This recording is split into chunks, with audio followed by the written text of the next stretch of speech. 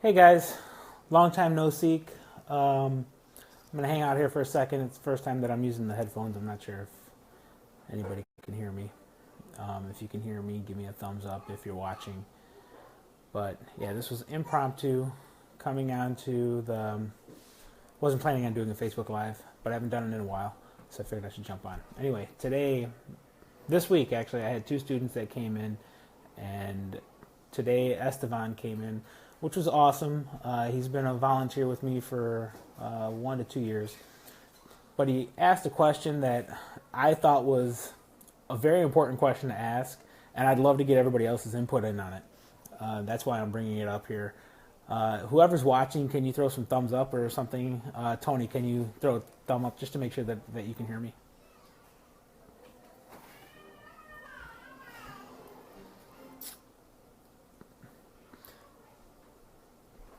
Perfect. Thanks. So the question that he asked was, what do I think of PT burnout? Because it's something that they talked about in school.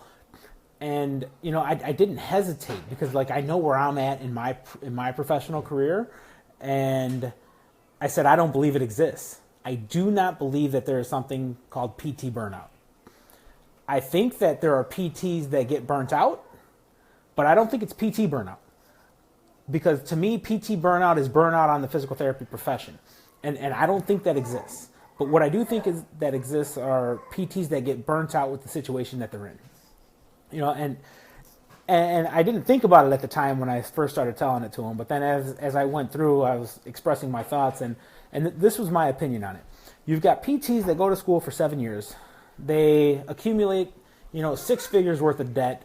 3 years out, I think the PT Journal, the article in the PT Journal was, I think 5 years out, they're still $90,000 in debt. So you've got these kids that are, hundreds of thousands of dollars in debt. They go to school because they're trying to change the world, because they want to do better in this world.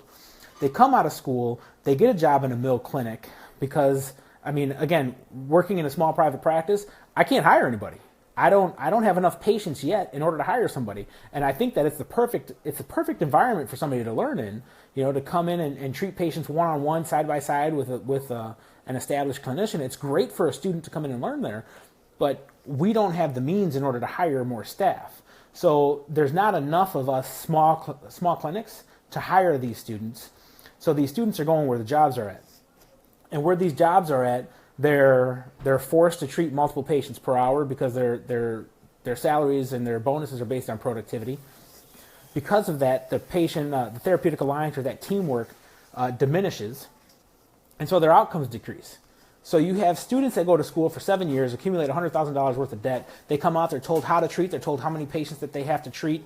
All that is pushed onto them is productivity, and therapeutic alliance decreases, so their outcomes decrease. So they're not making the change in the world that they thought they were going to make. So I can understand burnout on that sense. And he brought up a great point, because the clinic that he observes in, or that he works in as a tech, he sees it with the therapists that are treating 2 to 3 patients an hour and have to go out and get a second job because they don't make enough money in their first job in order to pay the bills that they have from student loans, 1 to 200. I've had students at $250,000, $260,000 in student loan debt.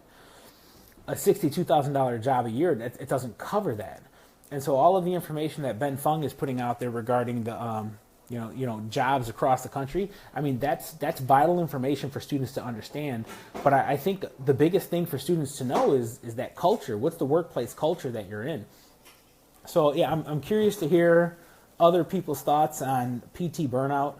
I'm going to hang out on here for a couple of minutes, and if anybody wants to jump in and have a discussion, I'm here. I'm fired up on this one, because I've been blessed in my career where I have. Hey, what's going on, Clay? Hi, Jasmine.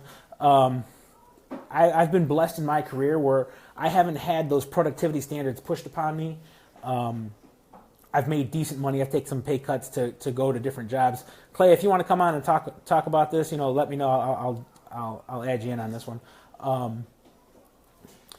And yeah, hey Jasmine. Yeah. So anybody who wants to have this discussion, let's go.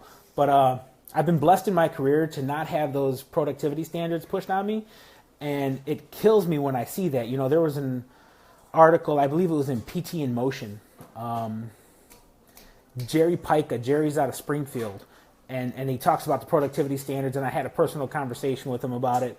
And this guy is, in terms of knowledge base, I mean, he's a diplomat for MDT, he's a teacher for the system, and yet he was, all right, that's perfect, Clay. He was essentially penalized because he couldn't meet productivity standards. That for me is horrible, because our primary job is to try to get patients better. You know, we're gonna, if we are doing a good job, and we're seeing one patient an hour, depending on where you're at. I know Clay in New York, I think their reimbursement's like $50 to $60. I mean, it just kills me when I still think about that, because it's hard to keep a clinic open. You know, the more that I'm learning and being in private practice, the more that I'm learning about private practice, I'm really starting to have a more thorough understanding of the financials. So, for instance, if you're making 55, 45, gosh, Clay, that kills me, dude. That's like PT's salary, you know, and so you almost have to double up at $45 a visit. And it's hard, because if you're at $45 a visit, either the salary is going to get hit, especially if you're in New York, and I don't know if you're in New York City or just New York. I think you're in upstate New York and Buffalo, so I'm assuming the rent's not going to be as high as like with Nick in Manhattan. But Adam, what's up? If you want to jump in on this conversation, let me know, and I'll add you in. But yeah, at $45 a visit, and if you're looking at, you know, roughly 60% of your revenue is going towards salary, at $50 a visit, you know, that's $30 an hour going towards your PT, your front desk staff, and whoever else that you have. PTs aren't making much money unless you're doubling and triple booking. The question is at doubled and triple book, how easy is it for you to continue to have those good outcomes, depending on your patient population, of course. You know, if you're dealing with an older population that's a fall risk, it's extremely difficult to double up.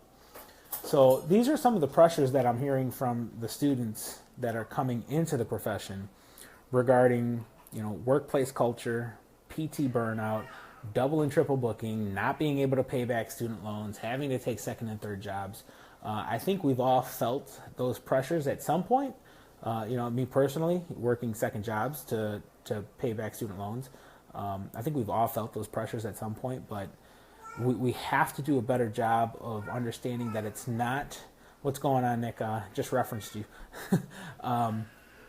We have to do a better job to know that it's not burnout on the profession, because there are some rock stars out there that are going out on their own and making it happen. You know, and Charlie, if he ever watches the video, congratulations, by the way, Charlie. I want to say that publicly for you know, the birth of your child. But if Charlie's doing it, he's out there, he opened up his own clinic, and he's trying to make it happen. So you don't have to be chained to these productivity standards. You just have to be willing to take a risk and to jump out there. You know, in Illinois, you know, you have Slavko, Peter, and Karen. They're making it happen, and it's not easy. And I'm learning that as I'm running a clinic right now. It's not easy to make it happen. You're constantly working. And this goes back to the reason why I don't necessarily believe in PT burnout. Because at this point, I'm probably putting in 60 to 70 hours a week with everything that I'm doing in the clinic and outside the clinic. And not only is there not PT burnout, I mean, I have way more energy to do this stuff for the profession than I ever did in the past working at a 9-to-5 job. So if you have any questions, comments, concerns, leave them in the comments page, and I'll come back and answer them at some point in the future. Thanks. Have a good night.